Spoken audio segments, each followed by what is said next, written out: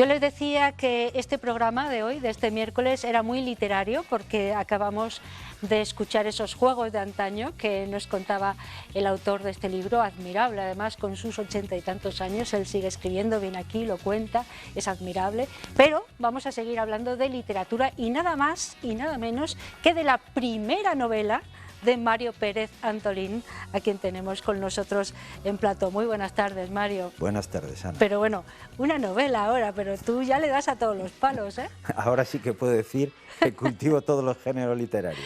Sí, porque has venido aquí a hablarnos de tu poesía, de tus aforismos, pero nunca de una novela, es la primera, el primer hijo.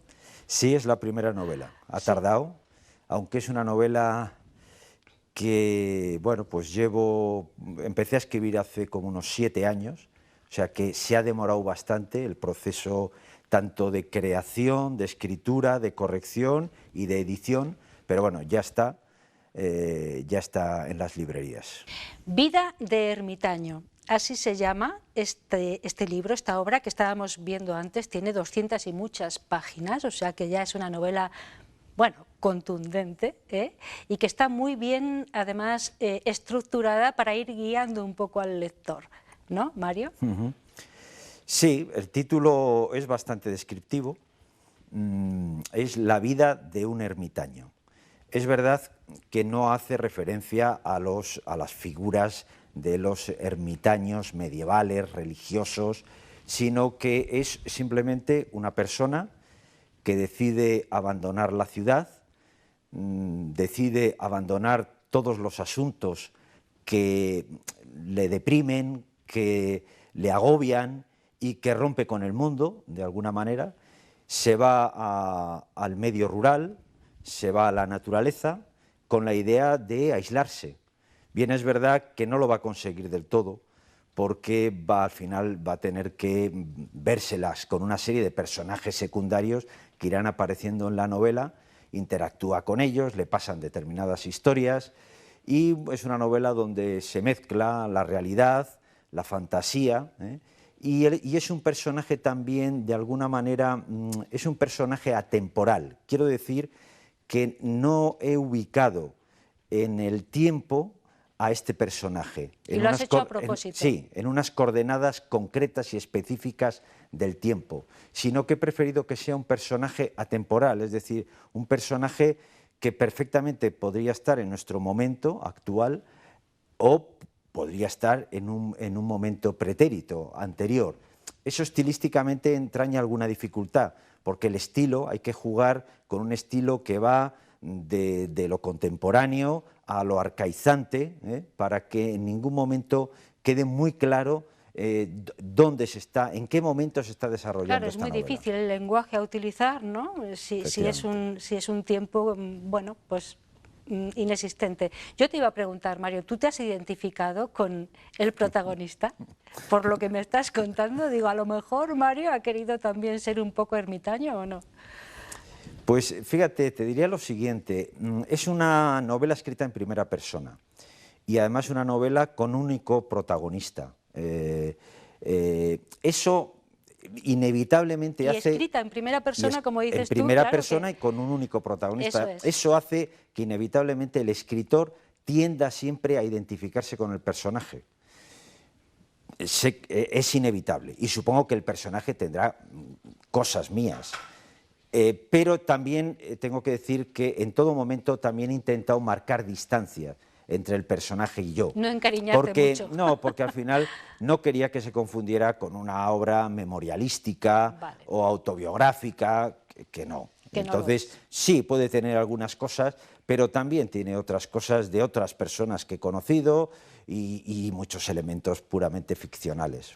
Bueno, hablaba de la estructura, tiene unos capítulos bien definidos y tiene también unos epígrafes en cada uno según vamos leyendo, son como pequeñas historias dentro de la historia que además son autónomas. Quiero decir que si te saltas una no pierdes el hilo conductor de la novela, ¿no?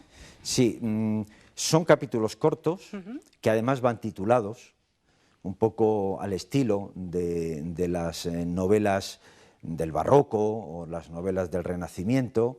Ese título ya introduce el tema y además cada capítulo funciona de forma autónoma, como muy bien has dicho. Son como pequeñas historias independientes, pero con todas ellas se va construyendo la historia del personaje. Todas ellas, lógicamente, suceden le van sucediendo al personaje de forma cronológica, aunque ni siquiera se establece un periodo temporal concreto. No sabemos si esto transcurre en un año o en 15 años. Todo este tema de la atemporalidad, de dejar una cosa abstracta y genérica, está hecha todo a posta, ¿no? Y cada capítulo es así, se puede leer de forma como un pequeño relato, podríamos decir. Son muchos capítulos y 4 partes. ¿Por Sí. qué 4 y no 3 o 5? ¿Lo tenías también bien estructurado de esa manera? ¿Querías que fueran 4 y terminar como has porque terminado? de alguna manera eso tiene que ver con la evolución psicológica del personaje, no solo con sus peripecias, sino también con su evolución psicológica. Es toda una evolución, claro, desde que una persona que vive en el medio urbano, muy socializada, llega al aislamiento de la zona rural y tal, claro, su proceso, hay un proceso de adaptación y de transformación. Y digamos que esas 4 partes justamente responden a esa transformación que va convirtiéndole primero en una persona que se tiene que adaptar, después y termina convirtiendo casi, se termina convirtiendo casi como en un personaje utópico. Pero no hagas spoiler. No diré cómo termina. Pero sí un personaje utópico, ¿no? Un personaje que defiende causas justas. Me gusta el título del último capítulo, A mitad de camino para empezar de nuevo, ¿no? Es muy bueno. Ese es el final. Ese es el final. Bueno, es que además hay mucho sentido del humor en esta novela. Tú eres un hombre con mucho sentido del humor. Hay mucha filosofía aquí dentro. Es dura también en muchos aspectos, además de humorística. Y también hay poesía en la forma muchas veces de contar las cosas, porque tú eres poeta, ¿no? Lo tienes ahí todo. Sí, sí, está claro. Yo creo que el estilo poético en la narrativa da valor a la obra de creación. Entonces, es una obra que es muy experimental y al mismo tiempo es muy clásica. Es una novela muy cervantina, pero al mismo tiempo también es una obra experimental e innovadora. Tiene muchísimos subgéneros. Comentábamos antes el género epistolar, incluso la crónica periodística, la descripción, hay diálogos entre 2 personajes con los que se encuentra, hay ese estilo poético que se encuentra. El humor yo creo que es la pieza cardinal de la novela. También es lo que consigue... Y la ironía, que también subyace ahí, ¿no? Claro, porque como también la reflexión tiene su importancia, porque al final es un único personaje y hay momentos de introspección y de reflexión. Pero claro, para hacer eso también más digerible, los 2 recursos que he utilizado son fundamentalmente la ironía y el humor y también la fantasía. Hay muchos, porque como he dicho, se combina la realidad con la fantasía, hay bastantes capítulos en los que le pasan cosas totalmente imaginarias, ¿no? Como participar en un aquelarre, o hablar con los pájaros, o hablar con los muertos. Al mismo tiempo, después hay cosas de la pura realidad, ¿no? Es una novela de verdad que engancha. Yo durante el fin de semana pasado, que me hizo, por cierto, gracias a la editorial Páramo, que me hizo llegar un ejemplar, ahora me lo firmas, sí. Pues he podido leerla y sí que engancha, y además es muy amena. No sé, para ser tu primera novela te ha salido muy bien, hemos de decir. ¿Cómo te encuentras tú con Pues yo esta tenía dudas sobre todo porque no quería hacer por ser una novela experimental y fundamentalmente muy estilística, le da mucha importancia al estilo, la forma de escribir. Es una novela que está muy trabajada, y con esos elementos de reflexión. No quería que me saliera un ladrillo, un tocho. Ese era siempre mi gran temor. Entonces, ya los primeros lectores ya sí me van diciendo que es entretenida, Con lo cual, pues para mí es un verdadero triunfo, porque he conseguido, al mismo tiempo que es una novela compleja y exigente desde el punto de vista estilístico, pero también es una novela que cuenta una historia que gusta y que entretiene. Si no, hubiera sido una novela fallida. Vida de ermitaño. A mí no me gustaría terminar esta entrevista sin preguntarte primero en qué andas ahora y sin pedirte, por favor, que nos leas, nada, un parrafito para dejarnos con ese gustillo, ¿no? Primero, ¿en qué estás? Bueno, pues en este momento tengo ya un libro de aforismos, Qué bien. el sexto, que ya está entregado a la editorial y que con la editorial con la que publiqué anteriormente, La isla de Siltolá, con la que publiqué mi quinto libro, y saldrá este sexto, se titula La serenidad por fin, y lo publicará en el primer trimestre del próximo año. Muy bien.